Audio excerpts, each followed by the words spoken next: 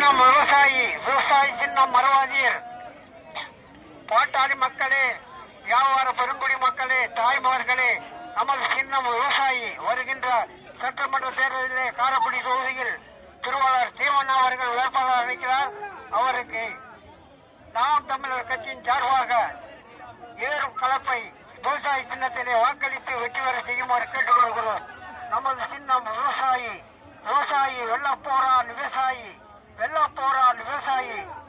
மறவாதீர் விவசாயி, மறந்தும் இருந்து விடாதீர்கள் விவசாயி. விவசாய சின்னம் நாம் தமிழர், நாமே தமிழர்.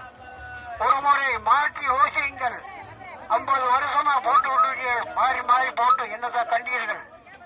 ஒரு முறை மாற்றி யோசியுங்கள். நமது சின்னம் விவசாயி. ஏற்கலப்பை விவசாய சின்னத்தில வாக்களித்து உங்கள் அன்பான வாக்குகளை வெற்றி பெற செய்யுமாறு வேண்டுகிறோம்.